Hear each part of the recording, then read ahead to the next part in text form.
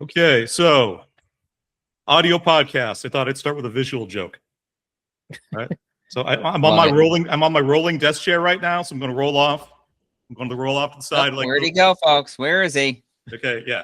Where is he? All right. Can one of you guys do the Pete Seeger song intro? Dun dun dun dun dun dun dun. Oh, jeez. Any good? Oh, not. All right, stand up. Let's stand up. Let's see if you got the full ensemble. Right. Yeah, you need the He's wearing collar, pants. the collar. You know. Yeah. No, get back off. Get back. Let's do this again. Come on. I don't think I own any pink dress shirts currently. Right. I think you need the back of yourself first, though. Should have rolled in. And I switched out of tidy whities. Do you guys remember switching over? Yeah. Yes. Yeah. So that's just an experience we've all, guys our age, we all just had at one point, right? Yes. I didn't want to get beat up. They also, when I remember in middle school, and you had to change for gym if you were wearing whitey tighties, they would scream it. Like as soon as somebody, it's Really? Invasion of the Body Snatchers, right? Where those infected would see like a normal human and they just point at them and start screeching. Right. That's what it was like. Whitey tighties. And then people would run over and smack you in the ass. That didn't happen to you? No? No, I was just like, I think I just told my mom, you know what, I'd like to try boxers, and I just put them on, like, oh, this is amazing. Mom, I just want to hang out with my friends. She's like, Mom, I'm not doing hamster style anymore. Not doing hamster anymore. Mom, just like, yeah, when John was a teenager, all he wanted to do was just hang out with his friends and watch movies. I'm like, that's all I want to fucking do now. Yeah. That's the sort of thing you really grow out of. Way to spend your time. Yeah. Right.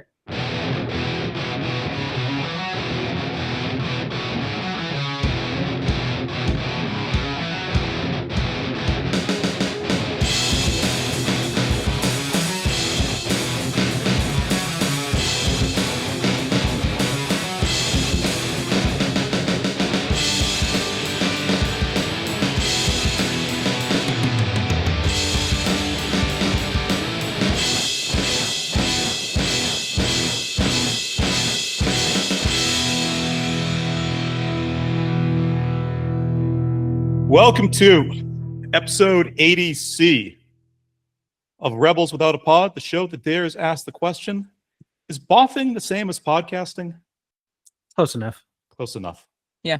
Close It enough. is. Tonight on the show, we are continuing our Ladies the 80s cycle with a impromptu last-minute edition, Paul Brickman's 1983 teen coming-of-age film, Risky Business. My name is John, and he is traveling this week, but joining me tonight, Naveen on music and audio production. Hello there. And Pod Daddy himself, a.k.a. Erixy Business. Only what I wrote. Oh, wait, hold on here. Wait. Do it. Yeah. And Captain. Hold on, I'm taking my pants off. Okay. They're not already off? Pants? What are pants? Yeah. Save it for Patreon. Yeah. All of our content is currently up on the Rebels Without a Pod YouTube channel. Please remember to like, comment, subscribe. Gentlemen, 22,000 collective views on the channel like over the past few days, but more notably, Kung Fu Hustle finally breached the 5,000 view count number. What threshold did it cross where it gets like 1,000 views in a week? Yeah, it's been averaging 50 a day for the last two and a half months. I want to say. I have a confession. I tried to listen to it the other day. Okay. Yeah. And then it just reminded me that for the intro, I wasn't there for the recording.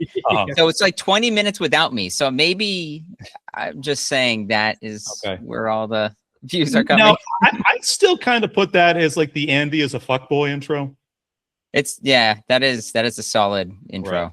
I think it just mischaracterizes maybe the show as being like a bunch of guys that are far cooler and more interesting than what we actually are. I don't know. It was the tattoos thing. It was a pod made for fuckboys, and everybody that tries to listen is disappointed. And maybe we should just change our intro where we're like, okay, and Naveen on the audio, and he's just like, okay, hello, boys. I'm just not sure with my whitey tighties on. Your whitey tights. We can each kind of do a little different voice to attract like different crowd. Mm-hmm. John could be the bear.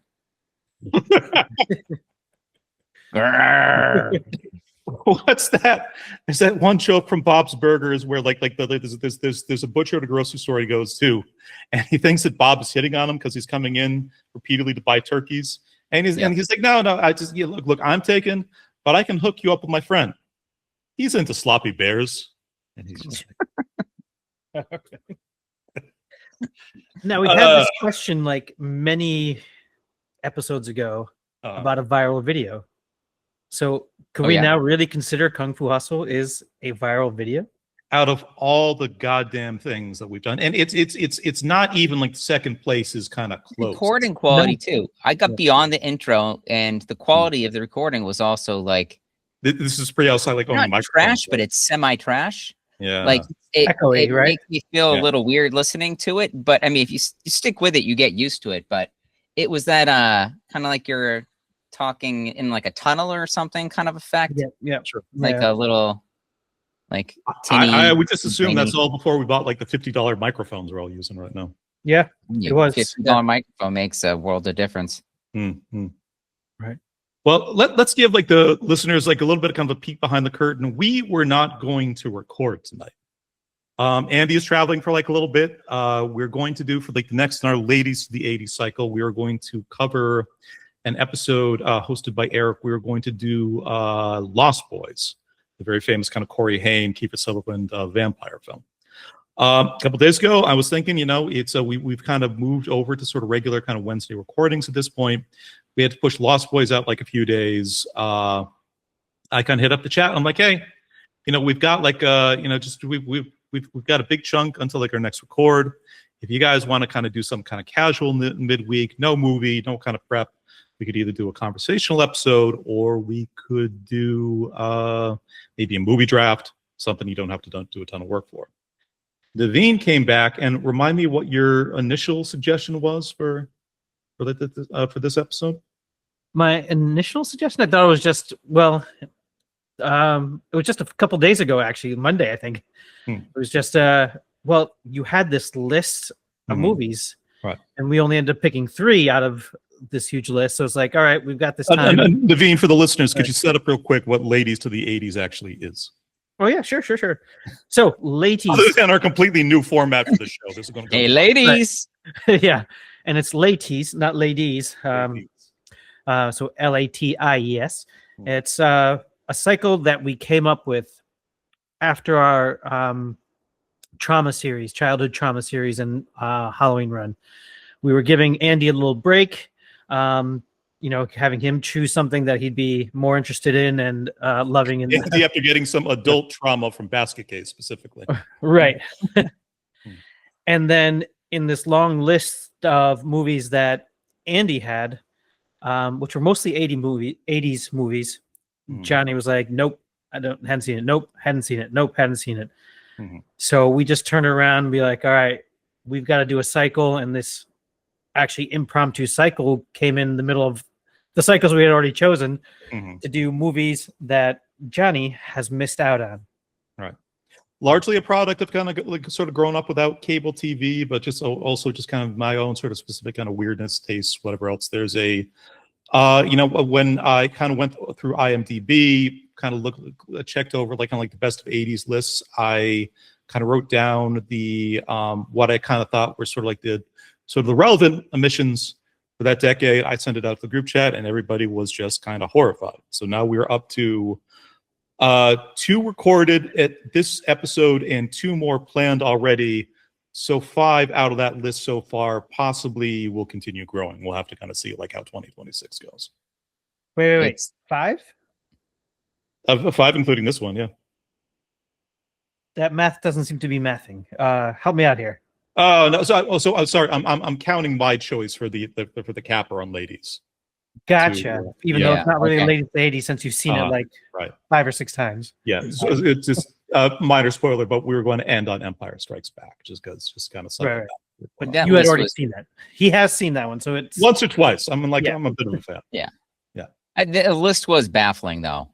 I was looking at it and I'm like, we just don't have enough time to cover all of this because there's so many classic films on there. You just have you're how old at this point? You have no excuses to have not seen at least half of those. So let's pivot to you had like yeah, 1 or 2 suggestions for like the Teen Wolf or like American Werewolf in London, but Eric then chimes in and tell him Risky Business. Why was this one you were interested in talking about? Risky Business. This movie is not what I expected. No. I'm probably the same as both of you guys. I didn't watch it as a kid. My parents wouldn't let me watch it. All I knew it from was every other like TV show growing up or movie that imitated that one scene where Tom Cruise, everyone loved doing the Bob Seger dance. Bob Seger slides out. Yeah. The things they don't show you right after he slides out in his socks and whitey tighties and Ray-Bans, it shows him flopping like a fish on the sofa on both sides, like sort of face down. He just that's what you do when you're home alone. You didn't do that? I thought you were supposed to just set up traps and lure like burglars to the house. I guess that's not the case. No, I guess defend your home like a man. God damn it. Or then he's doing the caterpillar, and they're like, "Let's fade out on the caterpillar." Right.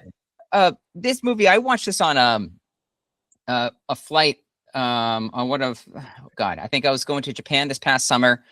I'm like, I started doing this thing now where years the first time that you've seen it. Yes. So I started doing this thing where I kind of find a movie that I haven't seen from like the 80s or 90s. I target the 80s because there's a lot more that I haven't seen from then. And I just force myself to watch it to see what it's like. And this just happened to be one of the movies in the list. And I'm like, okay, it's that movie with Tom Cruise. He's sliding along the floor. Let me see what it's about. And I read just kind of the little blurb about it. And I'm like, oh, wow. Okay. This is not what I thought this was about. Because what do you think when you hear the movie? Like the title of the movie is Risky Business. Yeah. What can you imagine it's about? I personally just kind of put it in the bucket of your Porky's, your Revenge of the Nerds, your Weird Sciences. It's like, my assumption with this film was always, okay, Tom Cruise did one of these dumb fuck, probably didn't age particularly well kind of things back in the 80s. And it's famous because he does like a dance in his underwear at the start of it. That's all I personally knew prior to like yesterday. Yeah. It's 1983. 1983. Yeah. I mean, to me, to go along with you, Eric, actually, the first time I saw it was Monday night. So really? Oh, wow. All right, so I'm scratching that first question off the review. So yeah, it was definitely very interesting. And Mile thought, Risky Business. Let's set the movie up like a little bit. Then we'll kind of go for it. Like this one, it's we always miss Andy when he's not here, but maybe it's kind of a good he's avoiding this one because I could do about 3 hours of conversation on this film personally. But let's oh damn. Look, you got to get Fuckboy a night off. Well, we got this new Fuckboy. Look at that haircut, dude. You didn't say anything about it. You didn't notice. Look at that haircut. Come on. Yeah, I had to cut my hair. I'm not drawing attention. Who are you talking to? Oh, wow. It's Johnny. Things yet. Oh, man. I thought you were giving me kudos. I guess I'm not the fuckboy I thought I once was. Not tonight. I'm giving it to Johnny. All right. And I just figured out what I'm getting, like the T-shirt that I'm getting for Secret Santa.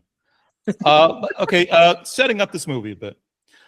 Risky Business stars Tom Cruise, Rebecca De Mornay, Curtis Armstrong, Bronson Pinchot, and Joe Pantoliano as Guido the Killer Pimp.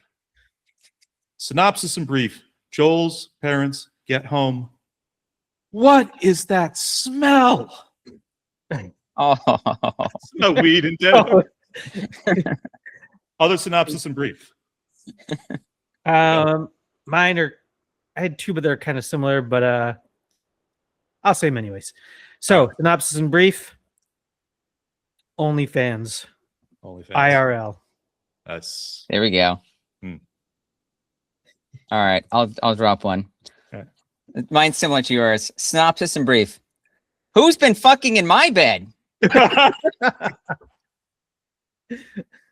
okay, Papa Bear. Wait, no, redo it. Boffing. Boffing. Right. Please redo it. Pretty sure who's been boffing in my bed? There we go. All right. You see how it's Wait, not as like dirty. It sounds like, you know. Boffing doesn't have like the right acoustics. It's just. But how do you know they're the same thing? Yeah. Boffing. Would this movie lie? Hey, listen, Buster. Yeah, Balky Bartakamis does not have the accent.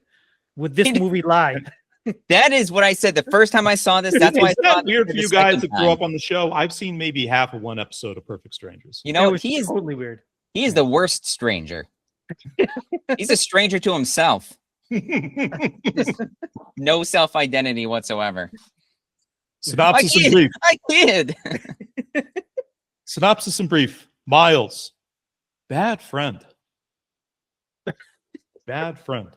Yeah. Is he though? Is he though? Yes. Booger? Come on. What a jerk. Different movie. Come on. He plays the same guy. Most people know R.H. home as Booger. I know him from 130 episodes of American Dad. Actually, a Snot. Not even making that up. He's an amazing voice actor. Snot.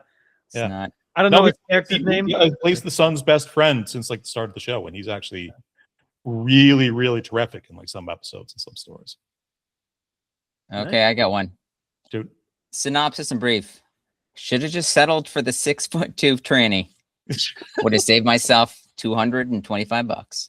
I have that written down as a legitimate point to discuss. Yeah. It's written down bail. Bail. I mean, synopsis in brief. I don't think Joel will ever learn. No. Synopsis in brief. You know that train seat was already sticky. Yeah. You ever rode Chicago public transit? Nope. Those are not trains you want to boff on. Yeah. Okay. Good to know. You gotta push the homeless person aside so you can lay your chick down for some sweet loving. He should have just let him stay on the train and eat trips. You're like, synopsis in brief. Bring a spatula next time. Synopsis in brief. Lori Loughlin should have taken a hint from Risky Business. Seriously. Oh my God. That would have just changed my whole existence. Faking is just riding your way into the Ivy League was a lot of things were easier just back in '83. Yeah. Right. including just putting the Princeton's admission officer in a situation where he doesn't have to call the number on a classified ad. He can just show up. He's like, is that all you got? And I think I'll talk to some of your lady friends. And he's like, yeah, is that your mom's dress? Weird. Long considered Cruise's breakout role, the film grossed $63 million on a $4 million budget, making it domestically the 10th highest grossing film of 1983. We used to be a country. We weren't even household names at that time. No, nobody was. It is recognized as one of the best high school and teen films of all time by critical consensus, currently still holding a 93% approval rating on Rotten Tomatoes. How many stars from Roger? You guys want to guess? 4. This is a 4-star review from Mr. Ebert himself. It's a fire review too. I mean, he was really, really into this one. Closing paragraph. Former something tells me good. As a fellow Chicago guy, I've had one too many run-ins with Jackie, if you get my drift. He's a former Vicky's customer. my girl. Yeah. Former customer of Guido. Long-time listener, first-time call. Ebert closes his 4-star review of this film. This is a movie of new faces and inspired insights and genuine laughs. It's hard to make a good movie and harder to make a good comedy and almost impossible to make a satire of such popular but mysterious obsessions as guilt, greed, lust, and secrecy. This movie knows what goes on behind the closed bathroom doors of the American dream. Ebert, if a movie was horny and had even like a little bit of artistry to it, Ebert, he was always a fan. He was like, haven't seen those tits before. 4 stars. 4 stars. They were the Mona Lisa of tits. You can't quite tell if they're smiling or not. General impressions, and let's start with Papa on this one. So yeah, I'm back from Japan. You're trying to kind of fill in your own personal sort of back catalog of kind of 80s films. You put this thing on, knowing nothing. And ladies and gentlemen, let's emphasize, for the sake of this podcast, and Naveen can, if you can kind of corroborate here, I think Eric had no idea what this was going to be about. I certainly had no idea about what this thing was going to be. Same for you? Same for me. Yeah. Yeah. All right. Same for Papa, me. Yeah. What a fucking surprise this movie is. Let's start with you. Let me say this too. Yeah. Right after I watched this movie, I watched Weird Science. Yes. Weird Science is such a opposite side. Yeah. Yeah. Of just trying, young guys don't want to be virgins anymore. Create this science experiment woman to like have sex with them and just makes them popular, and they have a house party and all kinds of weird shit happens. They end up with a nuclear weapon. Yes, that happens too. Somebody fly out of a chimney. It's the most bullies in any American high school. It has to be the most bullies. John hates bullies. Wow. This high school seemed like Robert Downey Jr. was a bully. Yeah. Bully yeah, Downey he was. Jr. Bill Paxton, right? He was a bully too. He was a dick too. But yeah, this you kind of hit the nail on the head. This movie's it's a smart movie. Yeah. This person's completely aware of what they're doing. And like right from the very first scene, how they set it up, I'm like, where is this going? And then I love how I feel like growing up and seeing Tom Cruise, it's like with any of these big actors growing up in like the 80s and 90s, you don't really identify with any of them, but for some reason, I almost felt like I'm not like I didn't apply for any Ivy League schools, and I took the SATs and I think I got the same score as he did or close to it. And I'm like, that's good enough. I'll take 600s. Right. But when you're young and you're hanging out with your buddies and you do the risky thing you do is you go take your dad's car out for a drive and, just kind of spin out and in like an abandoned parking lot or something. And that's like the big thing for you for like a Friday night. Like, oh, my parents are away. I was just doing, drive my dad's car around. I didn't drag race anybody, but just doing dumb shit that, there's really not too many consequences. Right. And you're also just constantly thinking about like, when am I going to be in one of those fucked up situations that I always just like daydream about, where I'm going to be presented with a situation to have sex with a hot girl. And it never really happens. But seeing this happen in his insecurities and like the dream that he always has about like going to the neighbor's house and there's just a woman in the shower that invites him in. The fastest there's ever been nudity in like any 80s movie that I think like I've ever seen, they drop that in like the first 4 minutes. They went quick. They know what you want. Yeah. They got to keep you around, so they give you a little of that. But it's such from there. I mean, my favorite part of the movie again is the back half. But I wasn't not entertained by the front half as well, because the humor, it's funny, and you don't feel like they're. I felt the same way about the woman in the shower. Personally, go on. I like more of the back half. I'll take the front half a little, but Uh-huh. I got to clean myself off first. But I remember seeing this and I'm like, it reminded me kind of like Ferris Bueller's Day Off. Sure. Although it's like a more mature, self-aware version of it. The thing I write down is this is the dark side to the lightness of Ferris Bueller's Day Off. There's this little trivia there we can kind of get into in a bit, though. Sweet. Yeah. The big takeaway I had from this film, though, I was sitting there thinking to myself, I'm like, can I go back in time and change the song I was listening to when I first lost my virginity to In the Air by Phil Collins? What a goddamn choice. Yeah. Yeah. The first time In the Air tonight had ever been played in a movie. Really? Yeah. Oh, wow. It's a brand new song in like 1983. It had never really been used before. As a backdrop for like sex. Crazy sex. Sadly, without like the hobo eating potato chips, but still. Pretty good. It's funny. I was trying to think. I'm like, when I lost my virginity, what song what did I have playing in the background? And I'm no. There it is. There it is.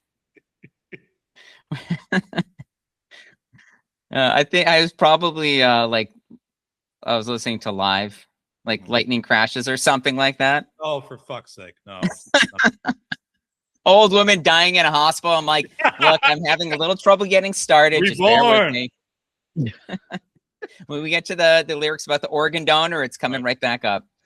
I'm going to take inspiration from Companion and make sure that if I ever do have sex with a robot girlfriend, I'm going to make sure that Google Doll song is playing. Which one? Iris. Have you seen Companion? Yeah, there you go. There you go. I haven't seen Companion. Oh, it's dope as hell. You guys. Man. You two saw, right? Didn't you do it for your pod? We not for the Halloween special. It was just like a movie, like early 2025. Like we were so excited to kind of talk about. I think it actually got like mostly a full episode. Yeah. We went on way too long, but I mean, it really is a perfect movie. Yeah. All right, I'll have to check it out. That's the one with Quaid, right? Jack Quaid. Yeah. Jack Quaid. Yeah. Jack Quaid.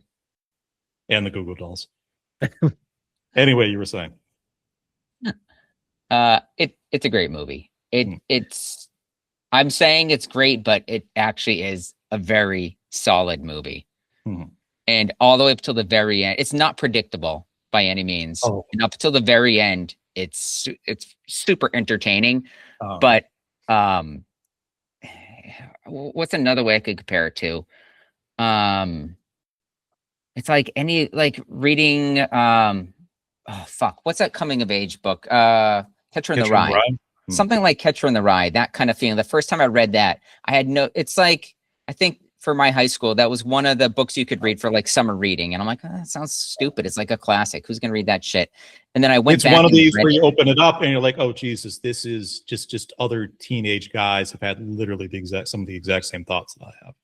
That's the crazy part. That's why it's good to read when you're a teenager, because it's somebody who's going, they have a completely different situation than you do, but the exploration they do and the things that they, that happen in that book, it's just, it's a cool read, and you walk away feeling different compared to how you did before you saw thoughts, stories, personalities, emotions, characters, situations. They are this is why we have storytelling. This is why we have mythology, like, because it's just these things repeat themselves just over and over again. Naveen, how about yourself? So this was also not like a teenager sort of memory for you. You saw it for like the first time 2 days ago. Did you have any awareness of it all? Because your family, like your house, was like, that's where we went to watch movies, and you guys had like all the cable channels and kind of no restrictions on like the films that you could rent. But this one never kind of crossed your transom at all. No, it never did. Not even with my brother. I mean, obviously my parents didn't. It came out in 1983. No. And by the time, we had memories and thoughts and actual opinions on things, just never, came in. And you just kind of always, as we already mentioned, saw that scene over and over again. So I was like, okay, I'm good. That scene just the only scene. So I was like, that's the only scene anybody ever references. The almost exists to like the film because it's a thing that so overshadows everything else about it, but it's also a thing that makes it a very easy film to dismiss. Sure. Yeah. I mean, after seeing that film and then now learning that Naveen has never seen it before until like this past Monday, I truly feel like the Miles of the group. Yeah. I'm just going to call the number and then, you know, the you're just miles ahead of the rest of us. You're like, I'm going to Harvard. You guys can figure it the fuck out. Look, the only difference between you guys and me is I don't have to pay for it.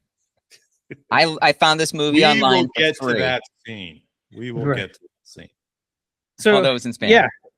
Yeah. So just seeing that scene, I think just in my head subconsciously was like, if that's the only scene they're referencing over and over again, what's the point of the movie? You know? So actually watching it, did not know where it was heading, and that took me for a loop. You know, risky business. I thought it was maybe some kind of entrepreneur thing, and he's just going out on gambling kind of thing, and I'm gonna take a gamble on this or that kind of thing. But it totally wasn't.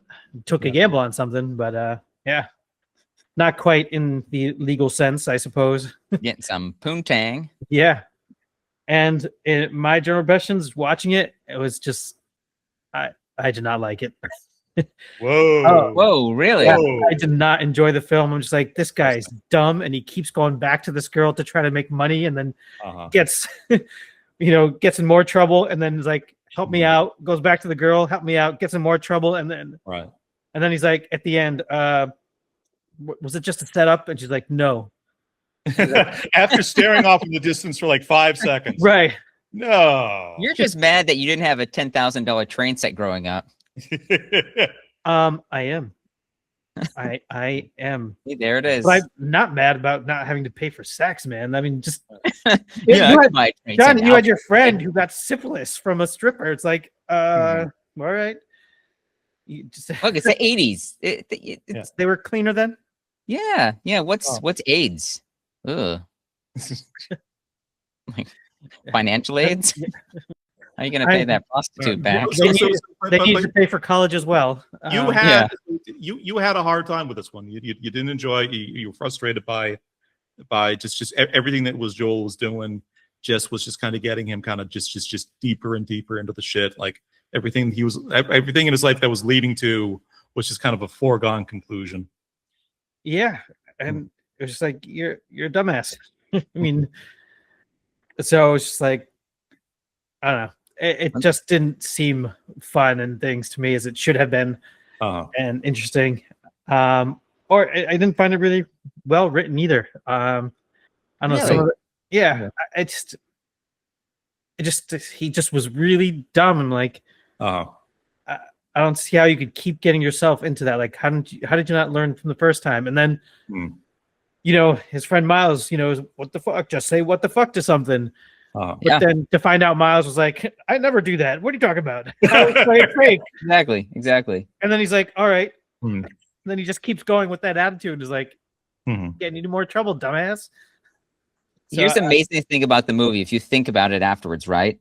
It seems like he keeps doing all this dumb shit because he's like, everything I've been taught to do my whole life, it's just something my parents expected of me. So is this what I really want? And then he sees like, look, if I rebel against them, I can use the money they've given me to like have sex. And then I can even make money, like $8,000 from having a house party with his buddies and prostitutes. But the best part about this, where you say it's poor writing, but at the same time, or what he did was stupid. He's young. He's stupid. Yeah, he made a lot of mistakes.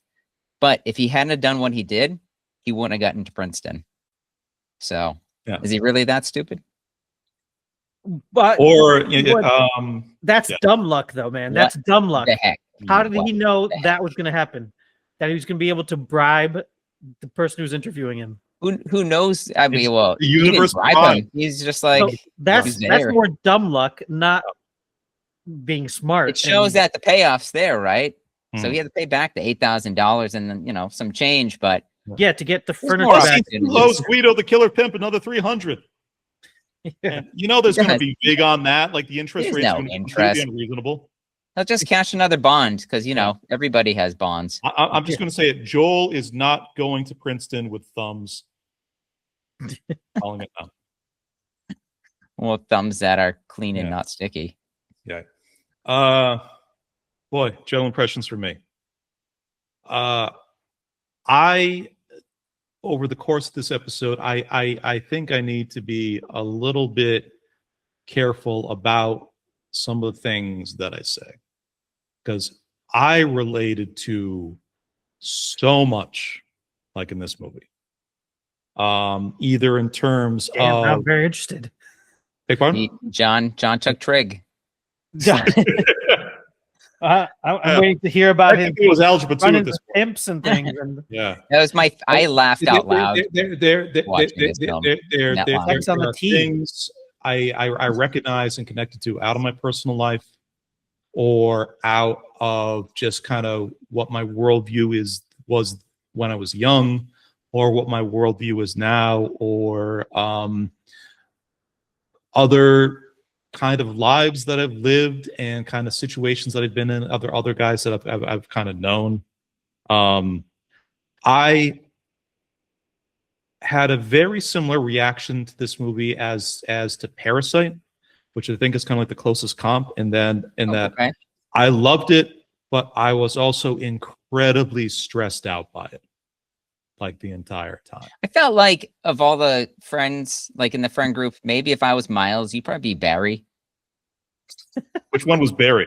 He's the one for Perfect. The one for Perfect Strangers. That he's just like, he's the finance guy. He's like not getting any of the action, but he's just kind of sitting in the background, counting the money, making sure that everybody is, nobody's getting roofied.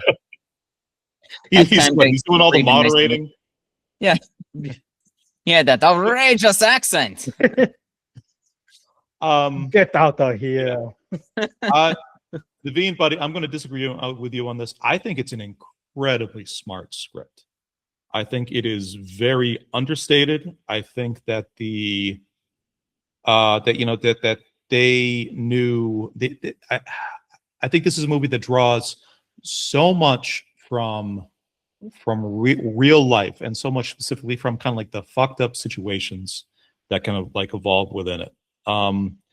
I, being in kind of my mid 40s and sort of relatively, just having sort of, kind of traveled and lived and just kind of seen like enough things at this point. Like there's a lot about this movie that I would say is just that are cynical, that sort of speak to kind of cynical but unfortunate real shit like in the world. And like the story that this film is trying to tell is about this not unintelligent but really naive, really inexperienced teenager who just tries to break out of not a terrible but certainly a stressed and sexless and passionless and just somewhat boring existence, and just so rapidly gets way the fuck like in over its head. I was astounded by the emotional acuity here. I was astounded by like the level of, for what going in I thought was going to be some just kind of bog standard kind of dummy 80s teen sex romp. Like I was really surprised and impressed by the things that it said about sort of like American culture in the 80s, the things it said about capitalism, the things it said about men and women, and like how the emotional can become transactional so easily, like, and so quickly. I agree with that. Just how natural it feels. Yeah. It's not trying extremely hard to make a statement about any specific thing, but you feel those kind, like when you're watching the film, you naturally get exposed to those kind of like different, aspects to it, right? Which is a great way to do it, because other than that, if you just look at it for face value, you're like, oh, it's just a coming of age film. Yeah, but it's just and not one where really even kind of like a ton happens, but it's the specifics, and it's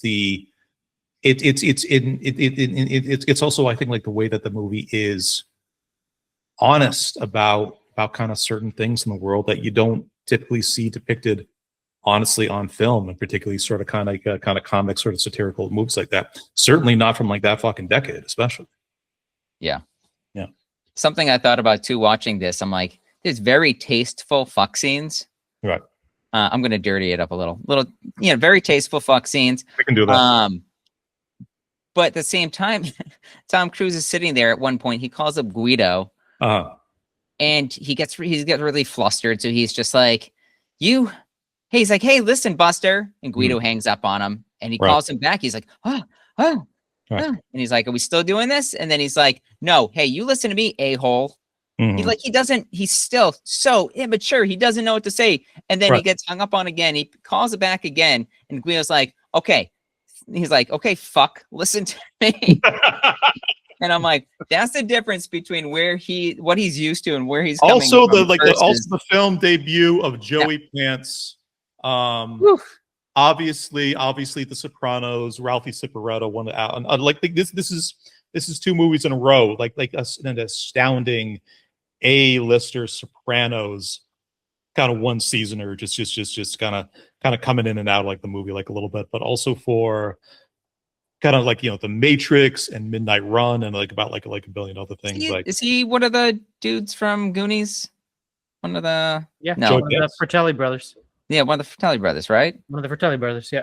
Really? Oh, I don't think I knew that. That's what I thought. I kept thinking that when I saw him. I'm like, okay, he doesn't have the glasses on. He's a little younger. He's a Guido. No, but he was also like you remember him in The Matrix, right? Yeah. Cypher, right? Trade like the entire crew. He is so famous, his Sopranos character, for like the way that he would pronounce the word whore. Because every time in The Sopranos he said he's like, Tony, you had to realize that she was such a whore. You must know she was a whore, Tony. Joey Pants kind of shows up in this movie, and just like the whole thing, I'm like, say it at least once. Say it at least once. Say hoo-ah. Say hoo-ah. Hoo-ha. I think there's like kind of three comps to this movie, and I kind of wanted to get your guys' opinion on that. First is these are not kind of really sort of big insights, but they say like this is the dark side of Ferris Bueller's Day Off, where you got like another teenager who lived in the Chicago suburbs when in fact like specifically the Chicago suburbs that if you actually look where Bueller's house was and Joel's house was, where they were kind of filmed on Google Maps, they're like kind of 10 minutes down like the street from each other. Wow. But it's the same thing, like a teenager. It's kind of high school's winding down. He's just like, I want to be an adult. I want to kind of do like adult shit, and he sort of rebels. And then a very expensive car gets kind of fucked up like at one point. But the Bueller thing is just like I just kind of want to chill with my friends in the city for the day. I want to like just dance in a parade and go see some art, like some other shit like that. And as opposed to Joel is kind of like, I want to run a brothel. And horrible. I keep thinking about that scene too with Cameron, where they take out Cameron's car, and then he's just like, I'm going to take off the miles by putting the car in reverse. Like put it on a jack, put it in reverse, and then reverse the miles to take them off. Right. And then when he gets pissed off, starts kicking the car because he's mad at his dad, and he's so controlling, and he loves his car, and it goes flying off like the edge of a little cliff there. And he's like, you know what? I'm just going to fucking tell him.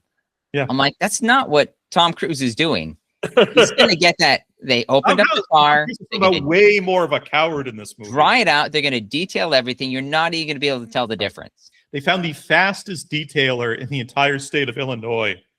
It's like, what? This thing was in Lake Michigan? Yeah, hour and a half. Yeah. He's like, I got a 20-second montage, so if you could speed it up a little, thank you. Sure. So I think like Ferris Bueller is one comp.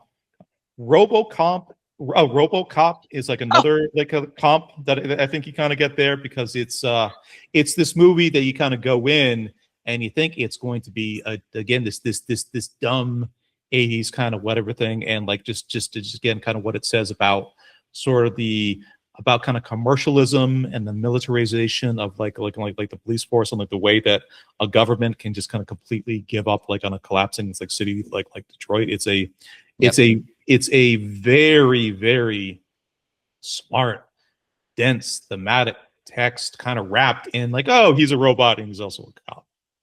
You know, so second one I came up with there, and like the third one, Parasite, which is kind of about, you know, this is kind of the, you can kind of say like a little bit, this is like kind of like the kind of Parasite from like the rich people's angle, where it's like kind of like the poor people are sort of kind of coming in and sort of like kind of running like a big kind of scheme on the other thing. And I think there's also kind of there's a comparison between, you know, Rebecca De Mornay's character and Kim K-jung from Parasite, you know, like the sister, who was another just ice dragon of a woman that would also just completely destroy my life given like kind of half the chance, you know. Yep.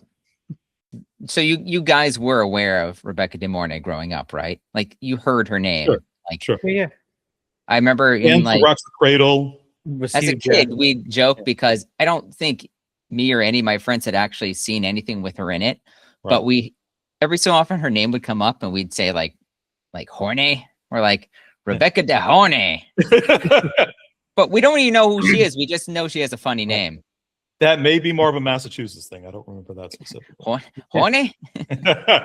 Rebecca De Horny, like that? Yeah, like that. Like that. Yeah. I'm sure my brothers and I did something like that just within our little group here. Right. Yeah. But it's like one of those things. Everybody knows Tom Cruise. He was like, he's in this. What other movies was he in the 80s? What's the one with Kokomo?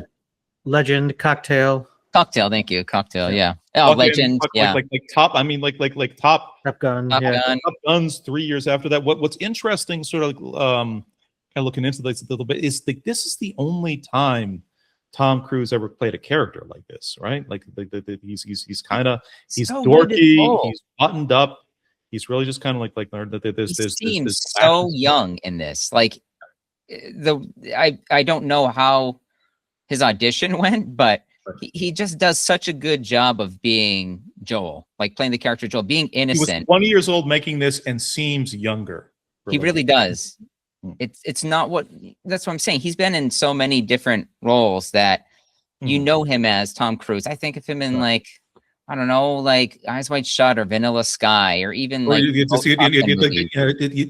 Ethan Hunt or Minority Report, Maverick, or Edge of Mark. But you know him as a big capital M movie star. Yeah. Like, he's kind of like, he's not like a schlub. Like these aren't sort of nerdy schlubby guys, but he's just kind of insecure and buttoned up, and he's had to deal with these helicoptering bullshit parents like his entire life, and he plays. I mean, it speaks a lot, I think, his range, because he plays that so convincingly.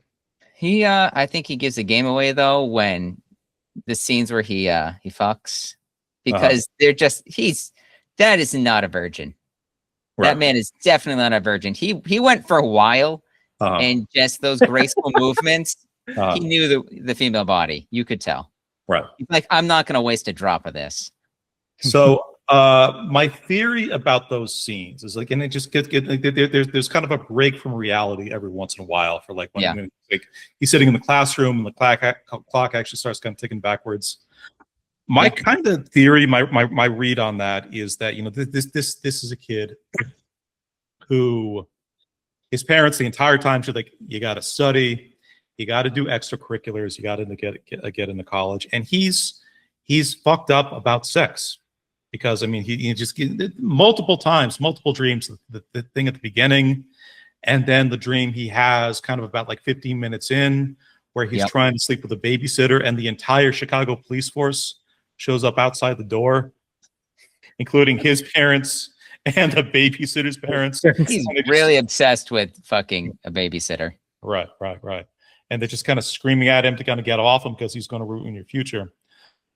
My kind of read on kind of what they were doing stylistically for like the two love scenes that he has with the Mornay is it's whatever was kind of actually happening in reality was probably not that sort of special or enjoyable, whatever else. But I think for this guy, it's a, you know, there's a thing for just kind of being kind of being young and then actually sort of legitimately being with a girl for like, the first time, where your brain pours so many endorphins, like if they just into your system, of just being like, thank fucking God, what were you spending your time and energy on before that? So I kind of think like, right, it's not so much the reality of the thing as just it's what you're seeing for him is just the hormones and the excitement and the novelty of like this actual experience that he's having. Or that's while he's doing it and then he's recalling it afterwards. That's how he imagined it went. I do love the little details they add, like he's having sex, and then there's like pictures of him when he was like a little kid in the background that they flashed to on the chair while the American flag is waving on the TV. I was like, that's the American dream right there. He's just getting just boffing. That's it.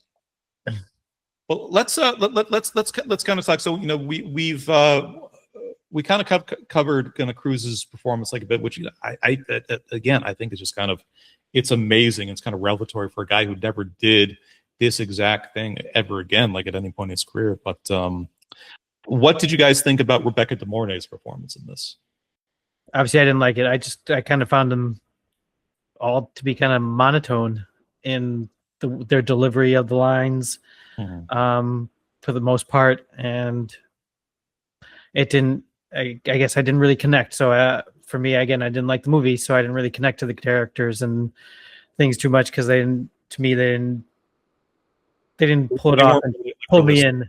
Yeah, right. And it just kind of felt to me monotone. Their emotion was kind of stagnant to me, and their delivery of the lines was kind of stagnant to me. I mean, I think Joey Pants was the only one who really gave more of a. So it seems to be like livening up happening. Yeah. And he's like, "All right, I'm pissed off, and you're going to hear it in my voice and my actions." And right. Well, he is a killer pimp, as we've said. Yeah. Papa, how about yourself? What you think about DeHorny's like performance in this? DeHorny? Oh my God, I was so DeHorny for Horny. She only had like one major film she had been in before this, not even like a major role. It was like a Francis Ford Coppola film called One from the Heart, which I guess it was. It's kind of a notorious flop for him. Experimenting, trying to do a musical or something like that. Yeah, and she was dating Harry Dean Stanton, who was also in that film at the time.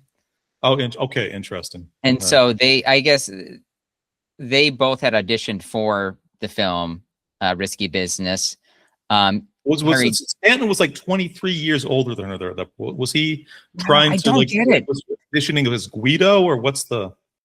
I don't know which role. Yeah, he must have been auditioning for Guido. Right. But I kept thinking about that too. I'm like, the age difference. I'm like, maybe because her parents had got divorced when she was young, and she was living with like her mom and stepfather, and she had this weird fetish thing for older. She was just looking for a daddy. That's all. She just wanted to find her dad, and she found him. He didn't end up getting any role in Risky Business, but she got picked up. The director really liked her, and she was just on set while Harry Dean Stanton was there. And they're like, you should audition for this. You look like you'd be great for the role. Right. They liked her instantly. I guess in a lot of reviews, if you see, they think she did a pretty solid performance. I don't know if she's a great actress necessarily, but I felt for the role she was playing, she gave off all the vibes you would expect from that character. Like she feels very kind of cold. Like Joel, no matter how much he thinks that he's just like, this is my girlfriend, this could actually work out. Maybe she just has amazing business sense. We could, be something amazing together. And it's just when he's asking her questions, I love the scene where she's like, hey, me and my friend want to go get high and get some ice cream. I'm like, fuck, let's go. In your dad's car, let's go. And they're just sitting there, and he's asking, he's all kind of loopy. He's never smoked weed before. And he's asking her questions like, do you have any siblings? She's like, really benign questions, but at one point she just flips the fuck out at him. She does. She's like, yeah, is that it? Mm-hmm. And he's like, look, I'm just trying to open up to you, find out more about you. And she's like, I don't think you get it. Like, right. And well, yeah, it's this is where I think that the script is really great, is really, really solid, because, you know, it's Lana is coming from, you know, she's 24 when she's filming this. She's supposed to be kind of 21, like in the story itself, but there is some fucked up situation, like in her life with her family, that she's working as a she's working as a prostitute at this point. Things with her family or something else have just not gone like particularly well for her. The movie kind of doesn't beat you over the head with her going into like, oh, some big kind of, you know, some reveal about some tragic backstory that she had about like how her father died and then her mom fell into like a meat grinder. That's an awesome point. Yeah. It's just she's hanging out with this rich kid who seems relatively, who just kind of is being genuinely nice and is genuinely interested in her, but there's some fucked up family thing that she doesn't want to talk about, and the fact it's coming from a place of innocence doesn't mean anything to her, and that's why she gets just upset and then kind of, you know, just freezes parking brake and like kind of storms off. I kept thinking that. I'm like, she's in her mid-30s. If she's not, she feels like she's in her mid-30s. Yeah. Like she's at the point where she's seen some shit. She's, you know, and that's the thing. She's leading him along the whole entire film. Right. And he thinks like he's in charge. Like he feels like he keeps feeling at some point he's trying to find like his footing. And he's like, I'm starting to get a grip. Like, hey, I'm the sales guy now. You know, I'm running the show. But he's putting on the Ray-Bans, and he's tossing in the cigarettes that he never actually like lights up. Yeah. Yeah. Come on, Naveen. I know you were laughing at the scene where he just has that big smile and he puts the Ray-Bans on. He goes, yeah. University of Illinois. Yeah, baby. There were some good parts. I'm not saying it was totally bad, but it wasn't. I don't know. I still don't. I mean, what you guys are talking about, things are cool. I still don't see the big allure behind it. It just didn't grab me the way I guess it, you know, grabbed $63 million of people's money at that time. Right. Grabbed by the nuts. Again, the 10th highest grossing film of '83 is kind of crazy when you think. I mean, here's another question though. When you were younger, did you ever have like a babysitter, like a female babysitter? Maybe a couple times. Eventually, don't know, because I had an older brother who was 3 years older, so he eventually became the babysitter. Just watched you. Yeah, it makes a huge difference. I think if you grew up and you actually had like a female babysitter, maybe a few years older or something like that. Yeah, those are formative years. I mean, there was a girl in our backyard who was older than us, and she was. You say that like she was buried there. I know. I was like, was she tied up? Was she gagged? Properly gagged, not just like a rag. No comment. Naveen and his brothers buried her next to the Randy doll from Pee-wee's Playhouse. Randy was an a-hole. All right. Don't put him. Let's get into kind of what's considered like one of like the big like debates about the movie itself. Did Lana actually care about Joel? How much do you think she was? How much of what she showed was genuine, and how much do you think that she was on Guido and Vicky's plan? Go for it, Eric. You jump on you.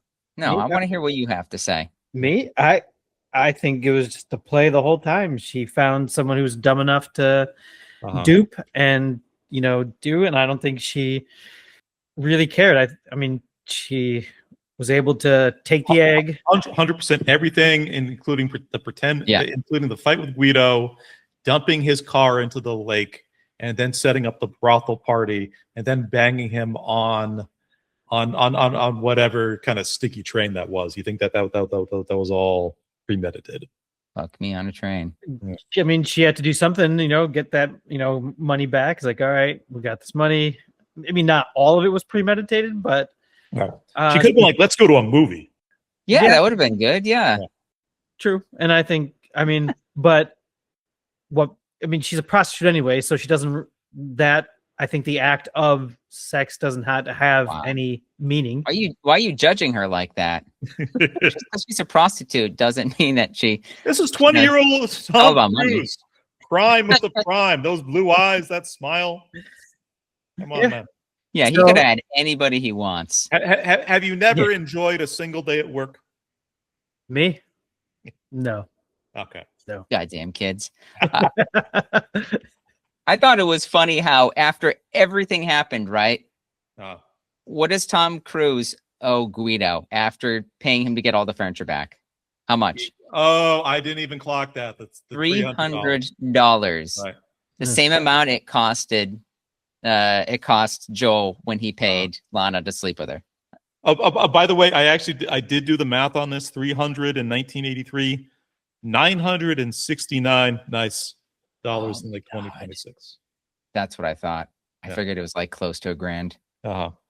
A night with Jackie in like 2026 dollars would have run $242. Half of what a PlayStation 5 goes for these days. Oh, I would have just slept with Bernadette. It was just a solid 50. Nice. She'll choke you if you ask. Like, did Lana care about Joel, or was this was this all the long con? No, it was a long con. 100%.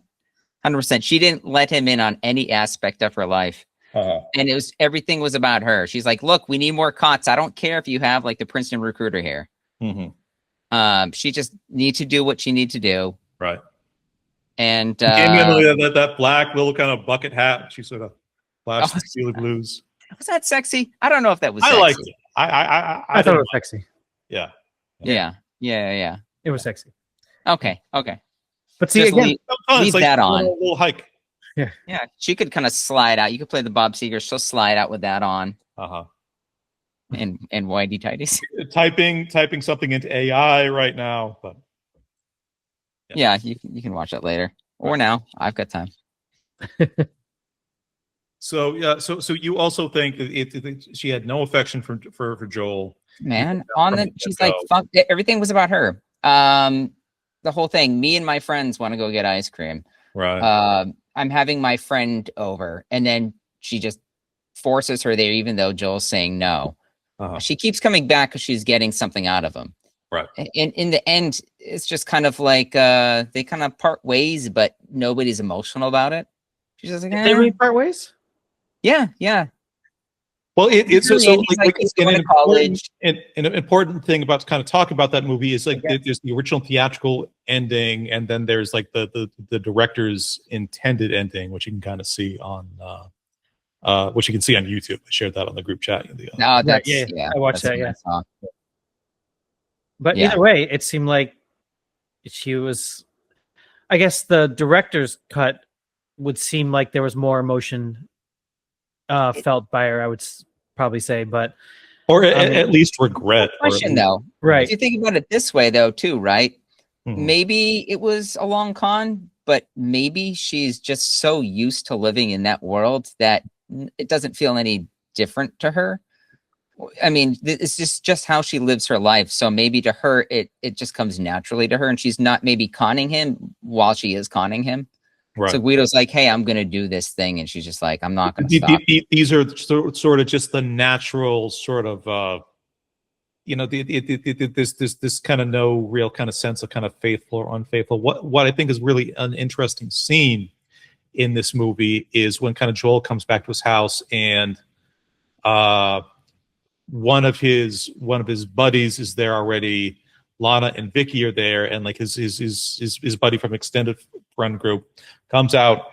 He's kind of grinning, and because it's Joel as a completely unaware, completely naive teen gets mad because he thinks his friend has kind of fucked Lana. He's over and over again. He's like, did you do anything with Lana? Did you do anything with Lana? And he's like, no, relax. I legitimately, I did. I really, really didn't. He walks off. It's like, you didn't ask me about Vicky, though. You also didn't ask me where I banged her. Right. Your bedroom. Eric, that's like a really interesting point in that some people do kind of live lives and kind of move in circles where it's just this, what kind of may seem dishonest or exploitative or unseemly is just, it's the nature of the game. Like, it's the nature of the work. How has she survived that long? Yeah. She's done what she's needed to do. Mm-hmm. And then you just become desensitized to these kind of things. You're like, this is how you survive. People do this all the time. Mm-hmm. And she didn't maybe she didn't finish high school. She didn't go to college. So this is what she's done up to this point. It's a career. It's a job. This is how she puts, it's normal food on the table. Right. My read on kind of like the whole sort of kind of like Lana and Joel thing, like personally, is I think a certain amount of ambiguity is kind of the point of the entire thing. But that's no different from any femme fatale and just about like any kind of like just old school noir movie you can actually talk about. Like she is, this woman is like a Hitchcock blonde. I mean, she's got to like the steely eyes that are just kind of cold and don't like let anybody in. And she's very beautiful and she's very compelling, but she doesn't let you kind of at any point know what she's doing. And some of that is deliberate things she's doing in like the way that she is performing the character. Some of it for Rebecca De Mornay, that is just her look and just kind of a vibe. I mean, there's some, they were kind of saying that, actresses like Kim Basinger or Michelle Pfeiffer were also kind of like auditioning for these roles. And like, they would have been great at it, but those are very talented actresses that could sort of play all these kind of different shades. I mean, like Rebecca De Mornay was kind of just this in Hand That Rocks the Cradle, or just kind of like the two big things that she's known for, that in a certain way she's kind of playing like the same person over and over. We just need a cold bitch. That's literally Gary's girlfriend. It's the fact that she is so guarded in her natural look and the acting choices that she makes and her overall demeanor is it turns in this femme fatale kind of thing of like it's a chick that you don't know kind of what is going through her head, and that ambiguity, that mystery is kind of the point of the entire thing. It's not really something to kind of be puzzled out. It's also, like I mentioned, it was like a new set of breasts that nobody's ever seen before. Right. So they were all on like Team Joel. And that's why, like, after this film came out, she was just like everywhere. Like every man who saw that movie, right? That's all he thought about. He's like, man, Joel's so fucking lucky. Like, who is this actress? Like, she's just amazing. She loves to just randomly want to fuck on a train. Right. Just that's like the girl, like every guy dreams. Kind of went like the Sharon Stone road. Like yeah. Oh, exactly. I was thinking the same thing when I was watching this. I'm like, that's how she hit it big. Right. Let's get like the sort of kind of more sort of broad and kind of thematic about this. This film, we kind of talked about before, but like a lot of people sort of really like, this is a lot of people, Naveen notwithstanding, kind of consider this like a kind of like a film that's sort of like that really has like a lot of kind of socially critical things to say about the about sort of kind of capitalism and commercialism and just kind of just a lot of shit that was happening in the 80s, a lot of things that were kind of going down like in just kind of under like the Reagan administration. What do you guys sort of feel about that? Particularly through the lens of like, this whole movie is about kind of transactions, but Joel is having his voiceover narration at the end, and he kind of calls it. He's like, I dealt in human fulfillment, and I made like $8,000 like in a single night. I hate thinking about that and how closely it resembles to our current situation in 2026. Yes. Right. It mirrors it so closely that thinking about an answer for this question just kind of made me feel sick to my stomach. Because if you think about it, it's like, for me in my life, I spent a lot of it like, I got to get into like a decent school, but the whole focus was like, get a job that pays well, be able to like afford like a nice apartment, get a house, maybe, move to the suburbs, move to the city. I don't care, whatever I can get, raise a family. But then you look at, and you're doing all that shit right now. I did it. But you look at like the other side of things, and like growing up now and being young and trying to deal with like our current administration It's like all their policies and stuff like that. And it so closely resembles we are living in Reagan 40 plus years of this thinking has kind of evolved into. It's like tax cuts for like the top 1%, heavy deregulation. It's like, it's crazy. And so then what that kind of like creates is this just like, especially for like young men that are like, okay, I thought I had to go to college to get like a bachelor's degree to get like a decent job and get the American dream. And now it's like, well, maybe I should just invest in cryptocurrency because, or maybe like the thing you more hear commonly is like, don't. Now we've kind of swung back to go to community college, go to HVAC school. Why did you not become a carpenter instead? Like whatever. I was having a conversation the other day with one of my son's friend's dads, and he's just like if I send my kid to Northeastern, right, I could. You know how much that's going to set me back. That's like you're paying what, like close to like $500,000 or something like that for tuition. He's like, I could just take that and then tell my daughter, look, don't go to college. I'll just give you the money and you can use that to buy a house. Yeah.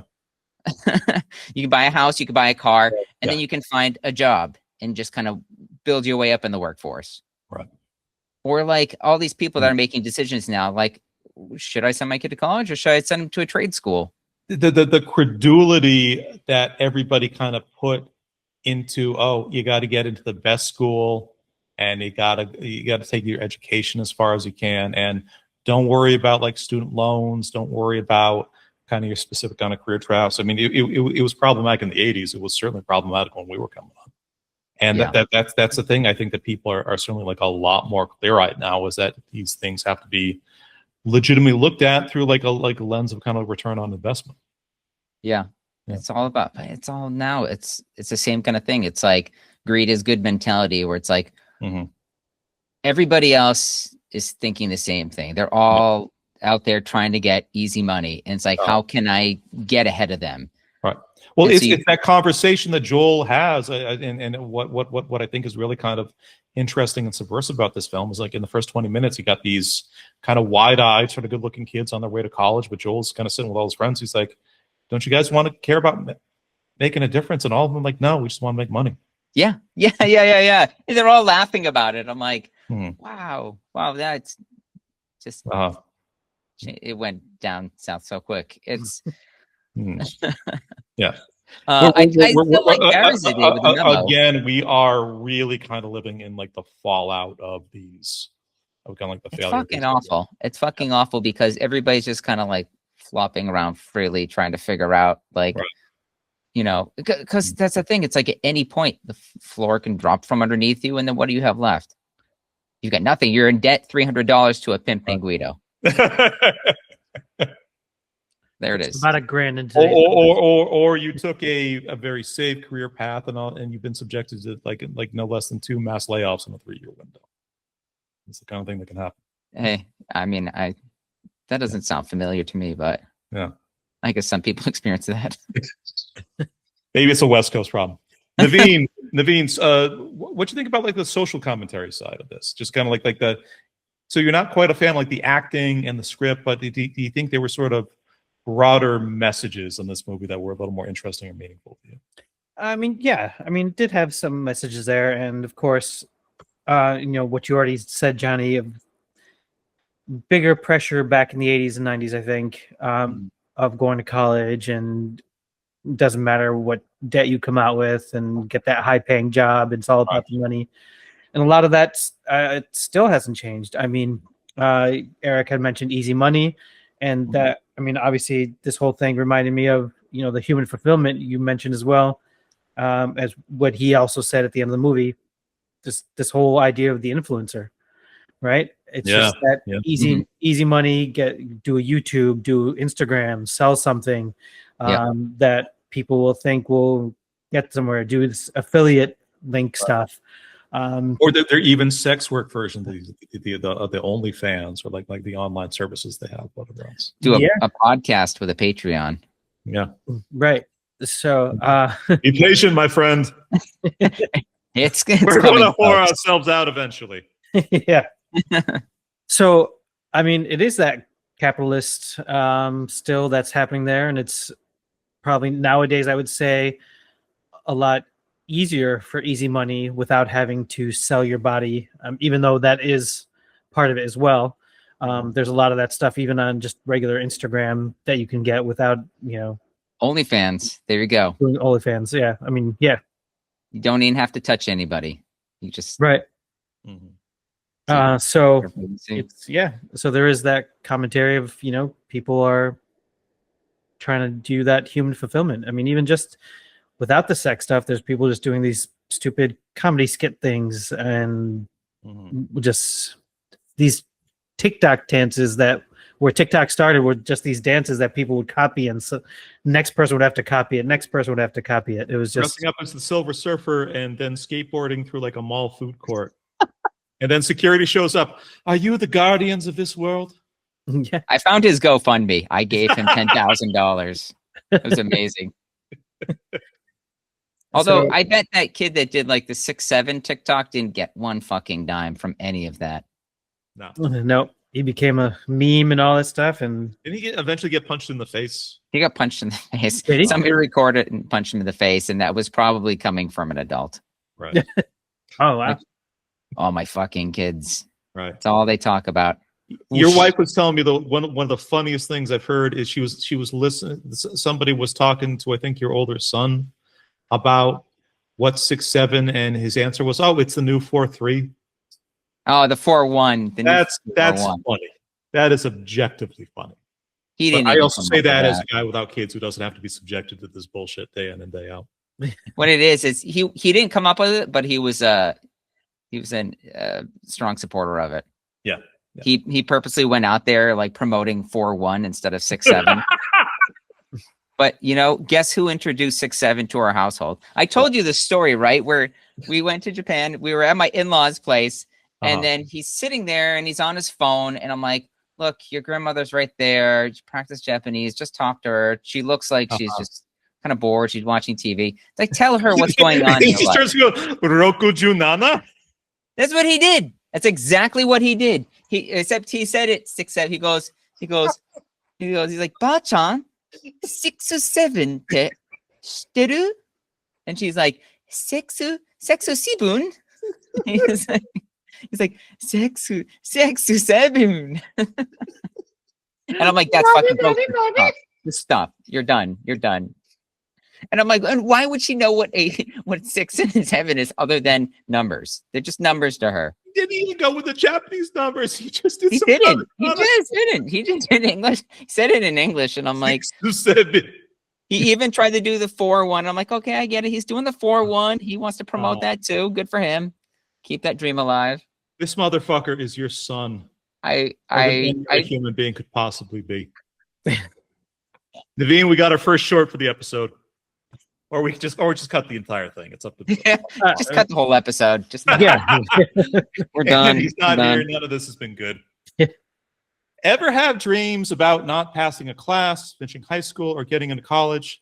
Has there ever been a sexual component like there was in the movie, or some other kind of weird, unexpected element of it?